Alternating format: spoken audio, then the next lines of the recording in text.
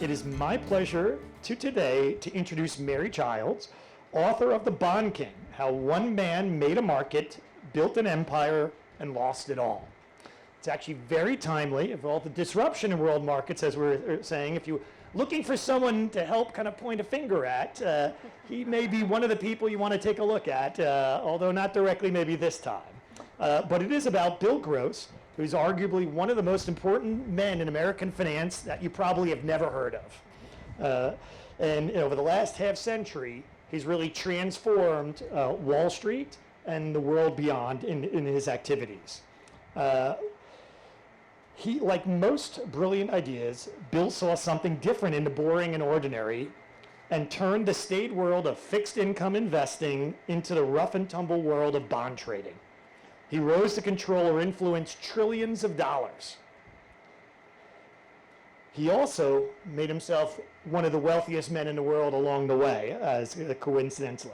And he's also been in charge of moving markets both in the US and internationally, based on whatever he utters, people act on. And everyone then who grew up around him when he started his firm has gone on to become fabulously wealthy by following his lead. Nominally this is a story about finance, but at its heart it's about a man and his drive to win. But like many of these success stories, his own ego and idiosyncrasies led to his downfall, and he was thrown out of the firm and the world that he created just a few short years ago. Going behind the events and into the head of the key players, readers can catch a glimpse of what it means to be a Wall Street master of the universe. Now, banking and finance can be incredibly complex, dry, and even boring, but especially for lay people, and sometimes even for practitioners such as myself. So it takes an especially gifted and knowledgeable writer to take the complex and make it relatable. Mary has spent the past several years now writing for Barron's and the Financial Times. Many may know her as the co-host of NPR's Planet Money. In her work, she brings clarity and insight to things that are purposefully opaque and the reader or listener benefits. Here today to talk about her book, please welcome Mary Childs.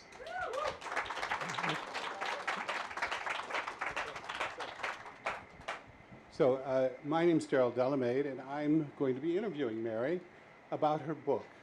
I'm glad all of you could make it. It's the last event of the day, and it's a book about bonds, but nonetheless, you're here. So let's just start. We'll get into more detail about the book itself, but the bond market, the stock market, all markets are tanking. So last week, the Financial Times, the British business newspaper, declared or suggested that the bull bond market is over. They quoted Bill Gross as saying it's over. They quoted Scott Minerd, who Bill Gross thinks is his successor as the Bond King, that it's over. However, Bill Gross's successors at PIMCO said, maybe it's not over. So who is right? Well, I think all of these statements should come with some caveats, right? Bill Gross has been calling the end of the bull market in bonds for at least the majority of the duration of the bull market in bonds. So some salt there. I do think that there is some validity to it. I mean, you've seen this abrupt turn in interest rates in the market, and this is a response to inflation and to the kind of sense that the Fed has raised rates and there's probably more to come soon. All of those things kind of convene to make it look like this may be the end. Of course, the other asterisk here is that PIMCO would also have a vested interest in it not being the end of the bull market in bonds, given that they're still enormously a bond shop.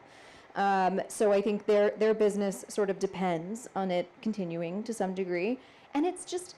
If you look at the trajectory and the price of money, it's just been coming down and down and down for decades. And there is this, neutral rate, this like natural rate of what we want to charge for exchanging money.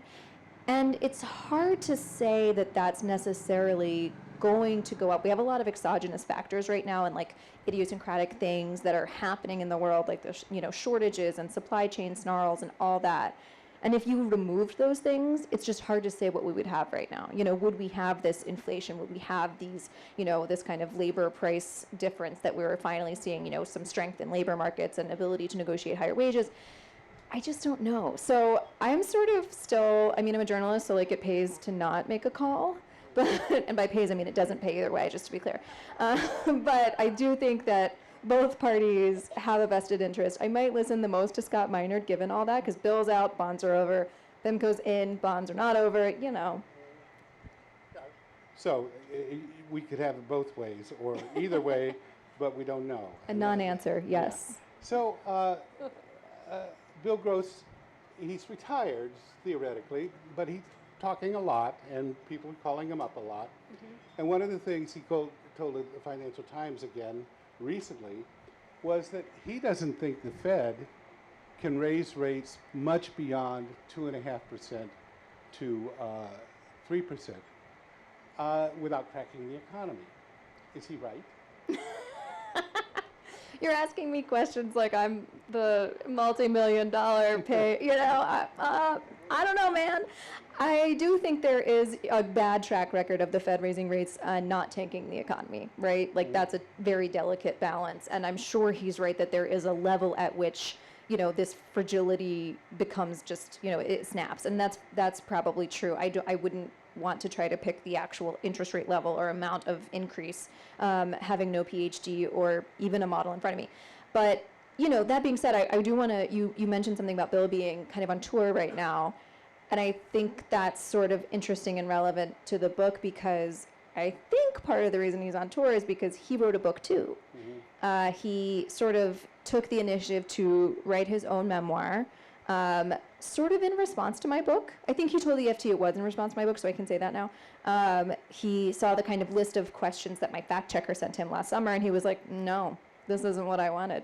And he wrote what he wanted. And then he published it 2 weeks before my book, and has been kind of on the circuit. Now, you'll read in the book, in mine and I think his, that one of his motivating factors is this drive for fame. So to some extent, he kind of never got off the circuit, but I do think he is on a bit of a media tour to promote his book, and happily also mine, sort of by accident.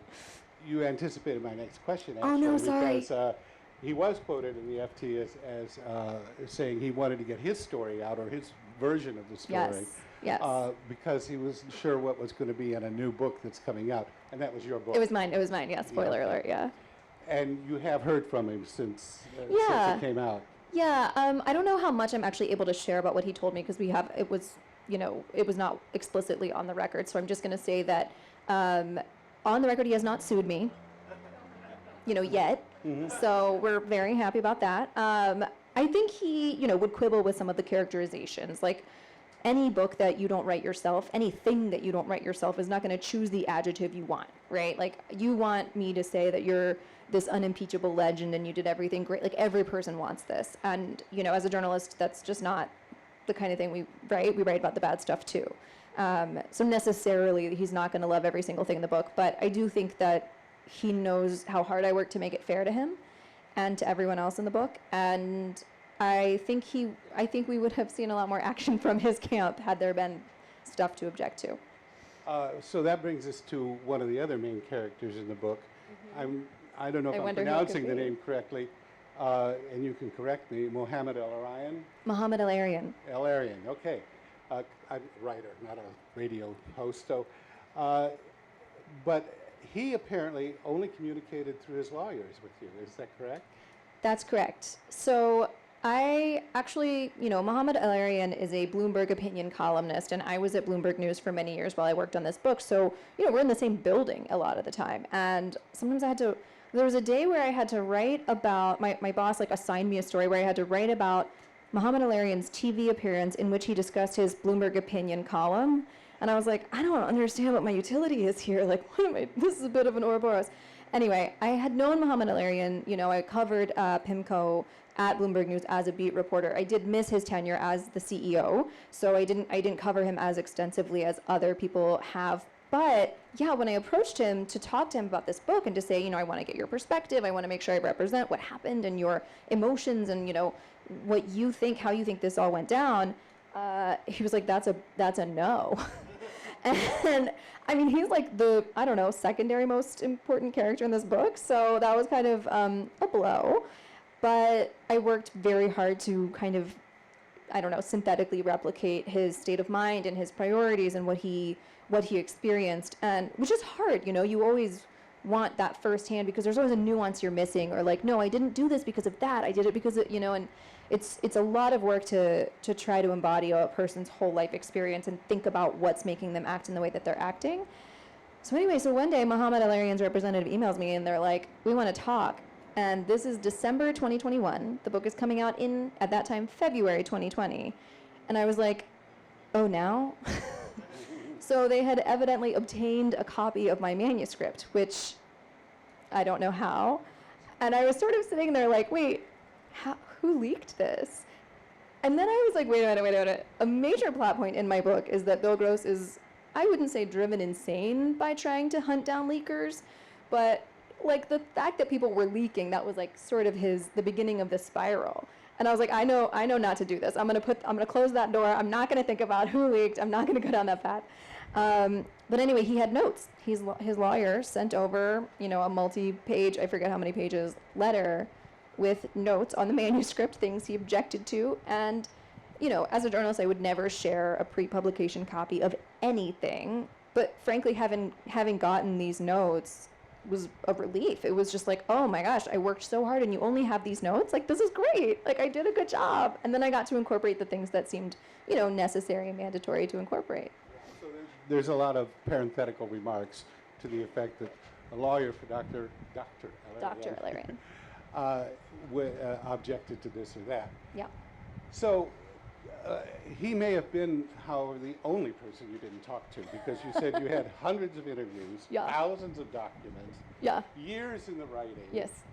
How did you do that? And I guess the bigger question is, why did you do that? I ask myself both of these all of the time. I have no idea. I literally don't know.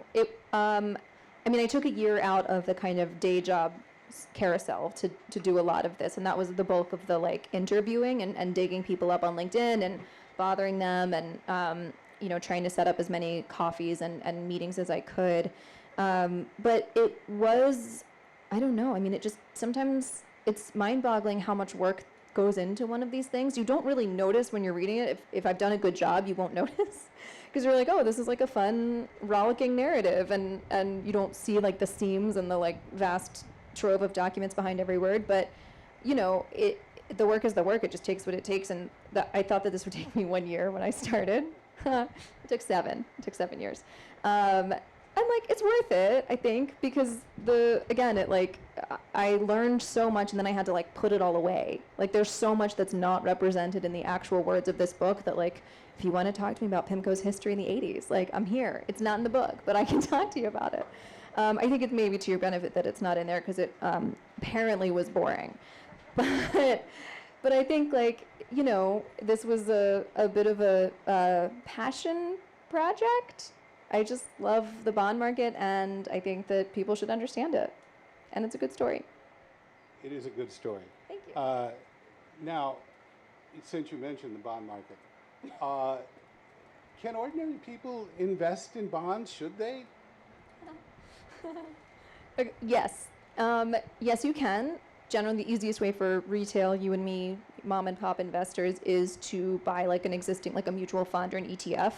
The difference between an ETF, mutual fund, and buying an actual bond is that your bond fund is more likely to lose money than just the bond, unless you buy a super risky one, yada yada. But if you're buying a muni bond or a corporate bond of a company that's normal and high grade or has a robust business model, you're generally speaking going to get your money back, and the only cost is basically FOMO, or is the paper loss that doesn't actually really affect you as a normal person. You're just getting that income and not worrying about the foregone income had you bought something higher yielding. So there's a world in which you go out and buy. I think they do slice up bonds now for retail investors. I have not personally investigated, so I'm actually quite bad on the personal finance front. Have not done much of that. We really kind of famously avoid it or ignore it at Planet Money. Maybe we shouldn't, but you you're gonna, I mean, inflation's high, so that's like not a great argument for fixed income. If you're getting a fixed income and tomorrow that's, the value of that income is less, that's not ideal. That's not what you want. But it's income, so better than zero. So, and a lot of people do want a mix in their portfolios, so they buy Yeah. bonds. Diversification. Now, you worked for Bloomberg. I and did. You said you gave Bloomberg a lot of credit for providing good training and so forth. I did. totally agree. I worked for Bloomberg too. And I worked under Matt Winkler, who founded Ditto. the Bloomberg News. So you did too. So he was a big believer, as a former bond reporter for the Wall Street Journal, he was a Yes. big believer that the bond market could foretell events. Like elections. Yeah. It doesn't have to be financial events or whatever. So I guess the question is, what is the bond market foretelling right now? Not great stuff. I think it's foretelling more inflation, higher rates. It's not an overly pretty picture right now. There is some, business as usual, like in the high yield bond market. Similar to individuals, it's been a bit of a time for a lot of, kind of a slice of the population. It's been a time of saving money and, kind of cleaning up your balance sheet and being able to regain your footing. And a lot of companies, like in high yield, have done this and have taken advantage of the historically low yields that we just had and, are in pretty good shape. The loan market is a little different. So I don't know. I mean, I think that it is sort of a troubling outlook right now in a time of sort of historic volatility and historic losses, especially in the bond market, which is like, I don't know, tired of unprecedented times too. So as you say, it's not foretelling anything good. It's not good. Yeah. Okay. Sorry. Now, we talked about this being a good story, and just let me say, parenthetically, I think it's remarkable that you were able to produce a book like this that's so lucid, jargon-free, and it really does make things a lot clearer, I think, to Thank people you. who don't understand it. You tell the story, which was a good story, in a non-chronological fashion. You start here, you jump back, you go forward. What is behind this method? Part of it is that I tried the chronological way first and it was boring.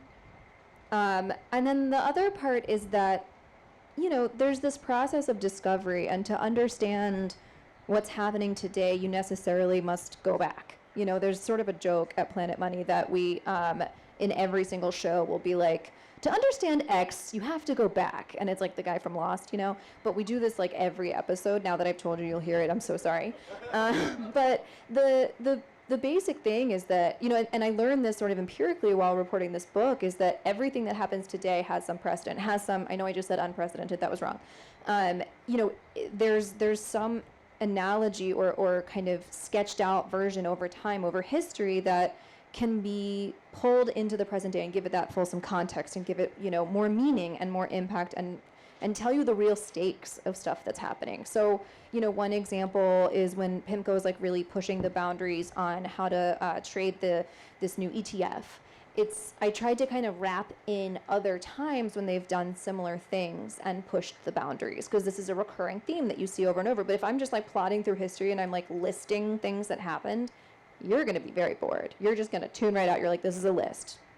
So the narrative structure is like, we're in this car together, and like we're going down a road together, and like the propelling thing, that the road that we're on, I'm conflating engine and road here, and I apologize, the metaphor's not working, is the actual narrative of, starting in 2006, PIMCO calls the financial crisis, in advance.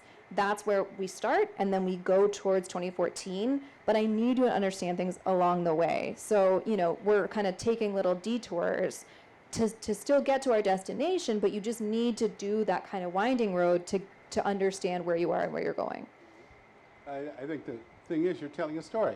Yeah, And no, so that, you tell it the way people can relate to it. Yes. I think that works. Bill Gross, you make or you note along the way that Bill Gross had his quirks, like he didn't like to shake hands, he averted his eyes and so forth. And he disclosed eventually that he has Asperger's syndrome. Yes. What role do you think that played in the kind of person he was and the kind of trader he was? I think it was a pretty huge role. You know, he thinks of it now as a superpower, I think. He's talked about his diagnosis as being on the spectrum, as being, as kind of enabling him to have this superhuman ability to focus and superhuman ability to just like not break. Like he doesn't need to stop what he's doing ever. In fact, he prefers not to. And he gets really annoyed if you do interrupt him. So, you know, I think it is true probably, but I think the flip side of that, and he said this too, is also true that it made him a bit different in the office. Like you say, he avoided eye contact. He didn't want to make eye contact. And that's just like a famous, you know, manifestation of Asperger's syndrome. So I think, you know, it's difficult because he was in such a position of power and influence. And he was the kind of face of the firm, the leader of the firm. And yet he was shy and introverted and didn't want to make eye contact. So that comes across if you're like an underling at PIMCO and you're like, hey Bill, you know, like trying to do your like in-house networking, like he won't even look at you. And I think that transmits as rude. That comes across, if you don't know that this person's neurodivergent, you're not going to necessarily know that that's kind of not on the menu. Like he's just not going to make eye contact with you. And I think you know, we're getting better as a society at recognizing these things. Certainly, this was not, you know, recognized. He didn't get diagnosed until after he retired from or left PIMCO, and he didn't. And you know, I think our society didn't really understand and like interact with that very much previously. So, and I think the people that he came up with kind of got it intuitively too. And when those people left, there was that kind of a vacuum of understanding, and that disparity, that power gap that doesn't really help with the translation. So I think it was a hugely important part. Now, I will say, I think in finance and I think in tech, people are always like, oh my God, I'm totally autistic. And you're like, that's not how we talk. And they're like, that's why I'm a jerk. And you're like, is that how? So I just want to say those are two things that are not related. Like, you can be a jerk without a diagnosis. You can have a diagnosis without being a jerk. So, like, don't do that. Well, that is actually a pretty good segue to my next Oh, question. perfect. Because I think it was Jim Grant in his Wall Street Journal interview who pointed out that, well, Bill Gross didn't really lose it all because he still has billions and billions of dollars.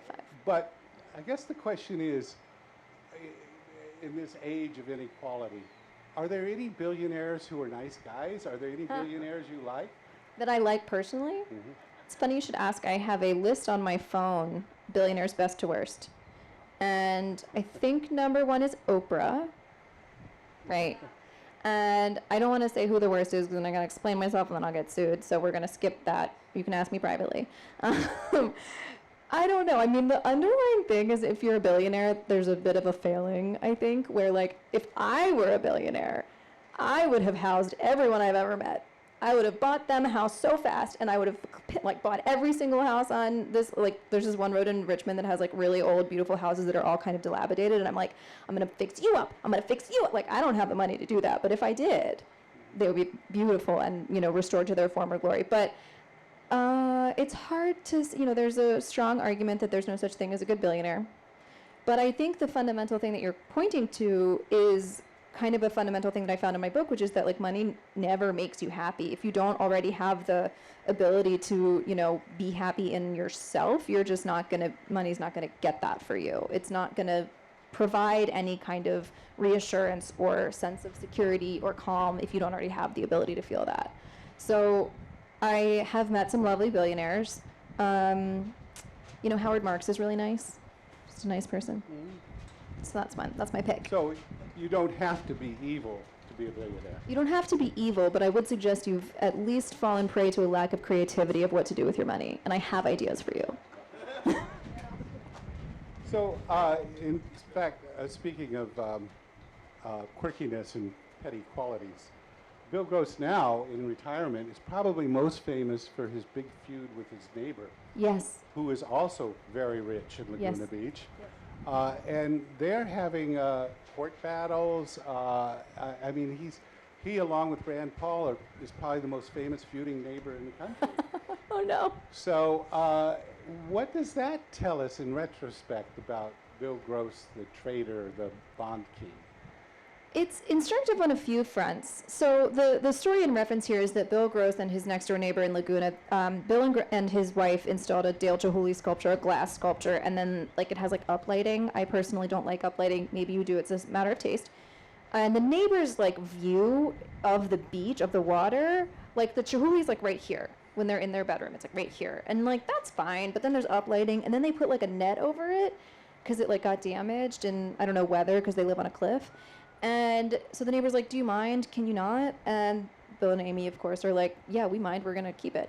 And then the neighbors contacted the city and said, you don't have the right permits. And then Bill and Amy start playing music at all hours on repeat. And this includes Inda Club, excellent song, Green Acres, the theme song, and Gilligan's Island, the theme song, on repeat. And the neighbors are like, again, do you mind? Like, can you stop doing this?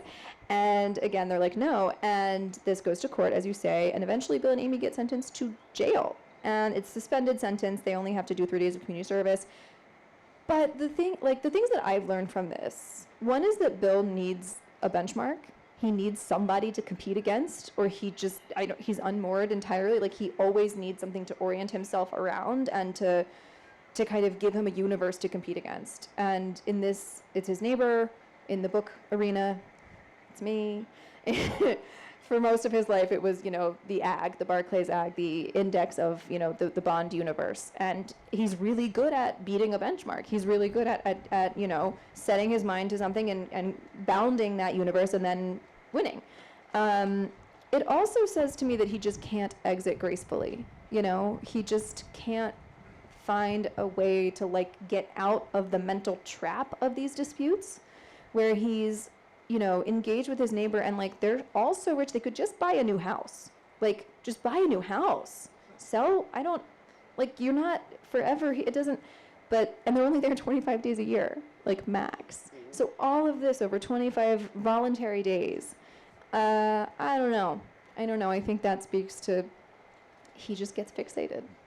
So through his career, Bill Gross had a lot of conflict, let's say. And he, at various points thought it was necessary, as you mentioned in your book, to control the narrative. And, as a longtime journalist myself, I'm a little bit wondering where is objectivity, where is the truth? If you have people vying to control the narrative, how do you get through to what is really going on? Such a good question. And this goes, I think, to the heart of, journalism and the existence of absolute truth or not. I don't know. I mean, experience is subjective, so to some extent there's no such thing, I would say. I think Janet Malcolm agrees. Agreed, rest in peace. I think there's some, one thing I found comfort in was getting to know my sources really well and understanding their relationship to the truth. And also, if you talk to one person for years, you get to know them, you know how they think and what they care about and what affects their ability to tell you the truth. There's also reliability as a witness, you can kind of, if they tell you the same story 5 times and it matches, it's pretty good. If they don't ever deviate, that's pretty good. But there's also, again, a fundamental thing in journalism is you just kind of line up all of the accounts that you have and you see where they overlap. And you check it against relevant documents. And that's one thing I love the most about financial journalism as opposed to political journalism. I can look at my Bloomberg terminal and be like, I don't know, it says 2.5, not whatever you just said. So there's, there are ways to check people and kind of get your bearings that way. It's a lot of triangulation and yeah, mostly just knowing and gaining an instinct for when they tell you something, what they actually mean. And you have to think about why they're telling you the things they're telling you, their motivations, their ability to understand their own role in what happened, and their ability, one thing I underappreciated when I started this was how economic everything was that that sounds ridiculous, but the profit sharing, like the shadow equity that people hold in the company was so affected by Muhammad El-Arian and Bill Gross's departures. And everyone was like really mad and really emotional because it had affected their personal wealth in a drastic and dramatic way. And I kind of didn't get that. And I think if I'd understood that more sooner, then I would have been able to be like, okay, like navigate that better, just because I would have understood that they were like freaked out because their personal net worth had taken such a hit. They weren't mad at me, they were mad at their wallet. So they were also mad at me probably, but yeah, it's a lot of balance and triangulation. Yeah, there's a lot of conflict, a lot of drama in the story, in your book. I'm thinking maybe there's a mini-series in there somewhere. Okay, I don't disagree. Is there a mini-series coming? We have mini-series of all the Silicon Valley entrepreneurs. This seems pretty ripe for it. Thank you. I completely agree. Everyone call your local Netflix representative, your HBOs and your Apples. No, I agree, and I am talking to people, but it's one of those things where I suspect it'll be slow. I think nonfiction is a bit slow because it can be, there's like a lag time, and you got to get the life rights or not, and you got to lawyers and. Have you thought about casting? Have I thought about casting? I've thought about casting. My lead for a long time was Steve Buscemi. Who? Steve Buscemi. Okay. What do you think? I'm thinking Willem Dafoe. That was my other pick. That was my other pick. Or Michael Shannon. I feel like I know, right? Yeah. Ed Harris. Yeah. I don't know. Okay. Well, coming soon to Netflix. So we can open it up to questions from the audience now. If anybody has questions they'd like to ask about the book or about the bond market or about casting at Netflix, anything. Muhammad El-Arian, Tony Shalhoub. Right? Okay. Tony Shalhoub. Right? That's really good. So, high finance and Wall Street finance is filled with huge egos, but usually underneath those egos, it's something underneath. It's not all of what it seems. So I guess my question is, you got to really know a lot of these folks. Are they really that good? Or are they just kind of at the right place at the right time and really good at promoting themselves and holding on? Yeah. Some of them are really good, I think. There's a manager in the book who I just did a Planet Money show on literally yesterday named Ben Trotsky. And he told me all this, about his strategies and his desire to be number one in his universe over 10 years, and the way he approached it. And I think that it was like, I was like a little nervous fact-checking the story. I'm like, what if he wasn't number one over 10 years? Because I kind of like, it's not in the book, so I didn't ever fact-check him on that until literally this week. And I was like, oh, good, he was. Because I believed him more than I believed a lot of the people that say the same things that he's, I did the research, I really tried. I think some people are better at it than others, and I'm really, if you listen to yesterday's Planet Money, I apologize, I'm repeating so much of it, but it's what I've been thinking about. But a lot of them are kind of just there. Like, one of the, some PIMCO people have told me that I was hard on Doug Hodge in this book, but I want to tell you that I asked Doug Hodge questions about the bond market, and he would not, I don't know what happened, but he told me like a script in response of like, well, bond market liquidity. I'm like, babe, I didn't ask him about bond market liquidity. Like, I don't know it. So no shade to Doug. Maybe he didn't hear me properly, but like, there's something frustrating about that. When like I'm engaging in good faith as a bond market reporter, I think we all are supposed to be like focused and in good faith talking about what we're talking about. And so it's frustrating when that's not, when not everybody's on the same page. And I think that it takes a long time because of the jargon to figure out who's a joker and who's not.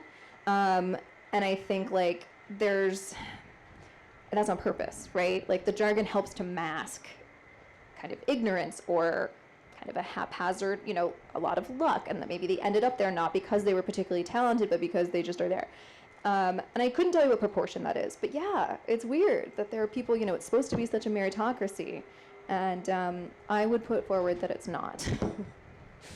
So Doug Hodge may be better known to most of you as the guy who went to prison for 9 months for Justice Department's Varsity Blues. The college. Bribery. I can't even remember the name of the college scandal. Yeah. Richard Singer. Yeah. So Another question? Yeah, please. When PIMCO lost a lot of investors once Gross left, where did they all go? And because of the growth in ETFs and index funds, does that make managed funds, especially bond funds, kind of not unnecessary? Good question. So the question is, a lot of money left PIMCO when Bill Gross left. Where did it go? And then the second part of the question was, with the rise of index and ETF funds, are managers basically obsolete? Yes? Okay. So the first one, a lot of it went to competitors, to TCW, to DoubleLine, to Guggenheim. And I think to your second part of your question, a lot of it did go to ETFs and index funds because people were like, well, I wanted the bond market. I am a little disillusioned from this whole key man thing. This abrupt departure. Clearly, everyone is more human than we realized, and reverted to kind of a robo-advisor or a passive index fund. And I think, at this exact moment, like, is there a big difference between active and passive? Like, for the tenure of the rising market, you certainly were overpaying in a lot of cases for active management. And yes, that means that, like, we didn't really need a human being being paid too much to make choices that oftentimes didn't even help them outperform. Maybe they underperformed their benchmark and you would have been better off in a lower fee index fund. Now, the argument is, with the change in the interest rate paradigm and the change in the whole kind of market backdrop, if we have falling markets, maybe you want a person at the helm.Maybe you want someone to avoid the things that are going down more and find things that go down less. That's been the argument. I don't know. I mean, probably. What do you think? Well, I think your book provides a lot of evidence that management can produce extra profit. Yeah, that's true. Because a lot of the, not tricks, but a lot of the innovations, a lot of the trading that Bill Gross was able to do eked out some extra profit for the holders of his mutual fund. So, yeah. It's, I don't think it's a debate we'll settle today. No, but, no. But thank you for the reminder. Another big personality in the bond market is Jeff Gundlach. Did you compare and contrast or comment? Did these guys ever meet? Oh, did they? It's in the book. I forgot what page, but yes, there is a summit, basically, a meeting of the minds between the two. And Jeffrey Gundlach is the manager of DoubleLine Capital and had sort of a fractious exit from his own, previous employer of TCW. And it was, I would say, even more dramatic. He was less of a, central character of the bond market at the time. So I think that I think it was more dramatic. You can read all about it in the book, but they're very similar in a lot of ways, I think, personality-wise, and like bombastic statements, and they love being in the press. And I think he's like touchier. He's more kind of like he collects art, and he has this like beautiful home full of just like dramatic art and jewels. Like, he collects jewels just in case, because gold isn't going to do well in the apocalypse because you can't carry it around and shave pieces off to pay for things. I swear to you, this is a real thing that he said in a conference. I would have to go check my notes, but yeah, they're really similar. But Jeffrey's unique in his way. So there's a lot in the book, but everyone's like, "Oh, you're going to write a book about Jeffrey Gundlach now?" No, I shan't be doing that. This was enough. What differences do you find in doing long-form audio versus recorded text? Oh wow, so different. First of all, audio is a much more intimate experience, where if you're typing a story, especially as a beat reporter writing 300-word stories like the credit default swap index, rose or fell in a given day, not a very emotional story, not a lot of feedback on those stories, not a lot of fun. I liked it because I learned a lot, but in audio journalism, you're in someone's ear. You hear my voice, and I actually don't know if you know this, but you can hear if I'm hungry or not. You can hear if I'm tired, and you can definitely hear if I have a cold, and you can hear emotion. You just can hear so much more information is transmitted, and I didn't appreciate that really before I started. And we had a really good producer who would be like, I just, in that tracking, I think you used the wrong and. You said and I think it should be and I'm like, wait, what? But she was right. And now I can hear, I'm like, oh, that was the wrong then. You said than, not that. You know, like there's tiny, not even just like in terms of words that sound a little bit, but just like the meaning that you transmit and the way we talk all the time about it at Planet Money, and it's like, it's so important. So that's like fun and creative work that I did not get to do writing about credit default swap indices at Bloomberg News. I say y'all. I never really had one, but I do say y'all more now, I think. Yes. I would go back to what you said earlier about navigating between various sources and deciphering the truth, because the more people you talk to, the closer you get to the truth. Yes. And, you know, a book is, of course, the ultimate form of long-form journalism. I think one of the few places our careers didn't overlap was Institutional Investor, where I was writing 5,000, 7,000 word stories, Awesome. talking to 50 sources, and it gives you, it just fills in the picture a lot more. Yes. So You have time. Do you miss writing journalism? Right now, no. I kind of got tired of writing. Maybe the book had something to do with it. I don't know. It could be. And the performance of Planet Money is so much fun, and it's so different. So it's been a wonderful thing to get to build new skills. And like, you know, it's crazy that they let me do that because I had no audio experience before I joined Planet Money. And I was just like, hi, can I be on the radio with you? And they're like, yes, come on, which is incredible to be able to do that kind of late career pivot, or mid-career, hopefully.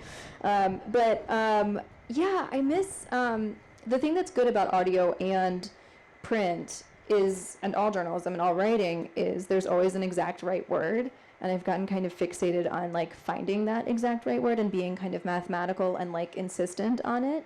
And they're just like a lot of words you get to pick. It's very fun. So that's my, I don't know, that's where they overlap for me. And I think that's like, if you have time to do that work and talk to the 50 sources and time to pick the exact right word that reflects what they told you, all of them. Yeah. It's different when you're doing 9 stories a year. Yes. So, and is there anybody else who has some questions now? So I do have a question. First of all, I'm an avid listener, as I explained to Mary, at Planet Money. If you don't already listen, it's a wonderful podcast. Thank you. And really, the sort of that other question, it's like you almost, I know you people. I do. It's like, Yeah. And then actually, it was this last January, I guess, you read The Great Gatsby. Yes. Were you in that? Yeah. I got to do the party scene. I was the drunk people. Because it came out of Copyright, yeah, right? yeah. So January 1st, for like 5 shows, they read The Great Gatsby. I was just thinking about that. That was great. Amazing. Thank you. It was like a bit. Like, no one thought we were actually going to do it. We were like, okay, so we're going to read the whole book. And then the people were like, oh my God, this podcast is 4 hours and 51 minutes long. It was amazing. To hear it read. It was really I mean, obviously, there's audiobooks and everything. Yeah. All these things. So, would Muhammad al-Arian consider COVID a black swan? Oh, yeah, I think so. I mean, isn't that sort of the Definitionally a black swan, yeah. Yeah, I think so. Yeah, when you talk about interest rates and all this other stuff. Yeah. Most of this wouldn't have happened. I think that's right. And this is probably embarrassing, but I used to think, or I realized in recent years and months that I thought that inflation was just when money went up for no reason, or when prices went up for, like if there's a reason it doesn't count. I think I thought that. And now I'm like, oh, I guess there's not a better word. There's not a more specific word for when prices go up for no reason. Like I was like, oh, the supply chain stuff, that doesn't count. Anyway, maybe that's an episode, but maybe that's embarrassing. I can't decide. So, more questions. How did you fall into financial journalism? Partly that the business model is more robust than the rest of journalism. Partly that I like the innovation of it. You know, they're always inventing something. And partly that, you know, I mentioned this before, that when, you know, someone's telling me something, to some extent I can go check it on the terminal or Yahoo Finance or whatever. And I find that very reassuring, like in political journalism, which I tried for, I think, about 3 whole months. You know, a scoop is like someone being like, I think something. And you're like, oh, scoop, a person thinks a thing. And then, like, what if they change their mind or say they didn't say that? Like, I just never understood that. And it's a lot, I think, more access-y, and I'm pretty terrible about access. I'm not, like, deferential enough. So political journalism was not for me, and I don't know. I also, this is very Planet Money of me, but I think the economy is, the invisible force that controls the world, blah, blah, blah. So, 2 minutes. Okay. They're playing, the orchestra's starting to play. So is there a final question from someone? yeah. Any comments on international bonds? Oh gosh. I feel like the dollar bond, dollar denominated EM bonds have been not rewarded, have been just as punished, and that's a bummer. I don't have anything enlightening there, but I do think it's like we're still ironing out the way that kind of global flows operate and work, and how those things are rewarded or punished for their different paradigms and different kind of structures. I don't know. I think it's imperfect. Any Brexit, Euro? Oh God. I was at the FT during Brexit and I was like, no, I don't want to write about it. That's what I have to say about that. Okay. Well, I think that unless there's something you want to say to resume. No, I mean, thank you all for being here. It's been a great honor and I appreciate your attention so much.